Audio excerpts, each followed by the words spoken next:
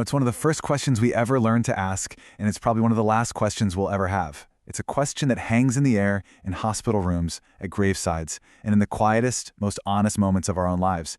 It's the question of suffering. Why does life hurt so much? I mean, really, is all this pain just a random, cruel part of the deal? Or could there be something more to the story? In this explainer, we're going to walk through the Christian narrative that has wrestled with this very question for thousands of years. So, here's our roadmap. We'll start with the question itself, then look at what a good world really means.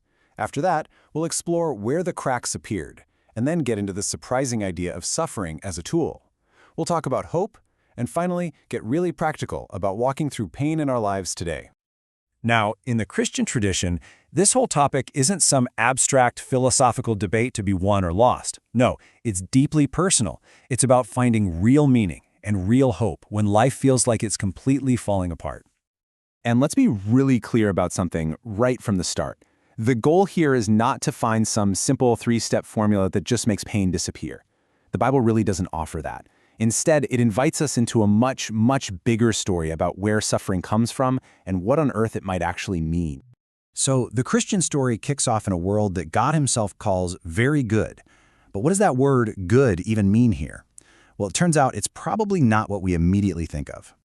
We tend to picture perfection as, well, a place with no problems, no challenges, no needs at all. But that's not quite the biblical picture. Think about it. Even in the Garden of Eden, we hear God say, "It is not good for man to be alone." That implies a need, a longing for connection. So this kind of perfection isn't about the absence of anything, but the presence of everything that matters: fullness, relationship, and the potential to grow. In fact, some of the great thinkers, like Thomas Aquinas, argued that the incredible diversity and even the paradoxes we see all around us in creation, they aren't flaws. He saw them as a reflection of an infinite, creative, divine wisdom. Okay, so if the world started out very good, where did all the pain and heartbreak come from? Well, the Christian narrative points to a single, crucial turning point in the story. According to the story, suffering enters the picture through humanity's choice to turn away from God's design. The theologian Augustine gave us a really helpful way to think about this. He said evil isn't a thing that God created, it's an absence. It's a hole where good is supposed to be. Kind of like how darkness isn't a substance, it's just the absence of light.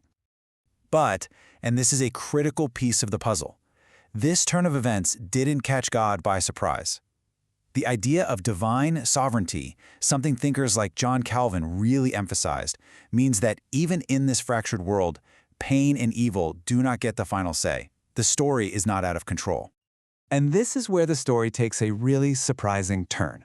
The claim is that the very thing that signals our brokenness, suffering, can actually be transformed by God into a tool for growth and even redemption. The writer C.S. Lewis put this so powerfully. He said pain is God's megaphone. His idea was that pain, as awful as it is, has this unique way of getting our attention, of rousing a world that has become deaf to other, quieter things. The Apostle Paul actually lays this out like a kind of spiritual chain reaction. He says when we face suffering, we learn endurance, and that endurance, over time, forges character. And it's from that hard-won character that a real, resilient hope is born. Now, the key here isn't that suffering is good, it's that God can produce good from it. And this paradoxical idea, it echoes all through Christian scripture and thought. You see it in Martin Luther's theology of the cross, the idea that God's power is shown in weakness. You hear it from the prophet Isaiah, who says healing can come from wounds. And you find it in the book of Ecclesiastes, which wisely observes that we often learn more in the house of mourning than we ever do in the house of feasting. But let's be really, really clear. Saying that pain can have a purpose does not make it hurt any less. So what keeps this whole story from just being bleak? Well, the answer is a very specific, anchored hope that insists, absolutely insists, that suffering does not get the last word.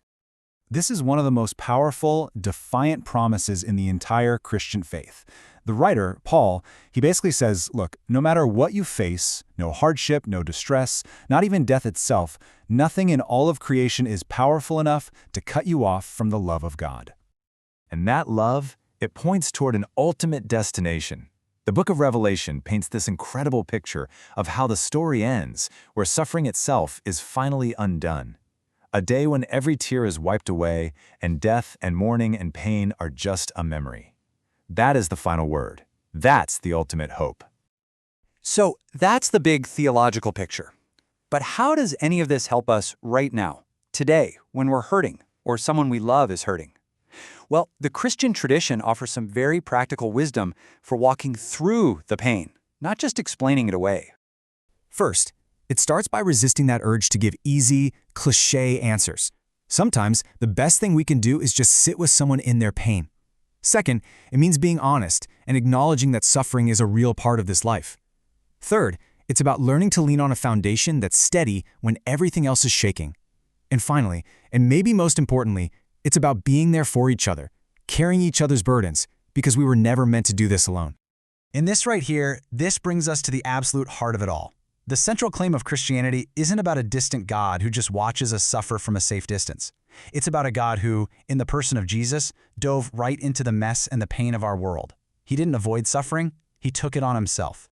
Ultimately, what this all means is that from this perspective, suffering is seen as real. It's hard, it is deeply wounding, but it is never, ever wasted. The core belief is that God can redeem even our deepest pain, that He can write a story of life even from an experience of death. And that leaves us with one final question to carry with us. If it's really possible for our deepest wounds to be woven into a bigger story of redemption, if our pain doesn't have to be meaningless, how might that change the story we tell about our own journey and our own scars?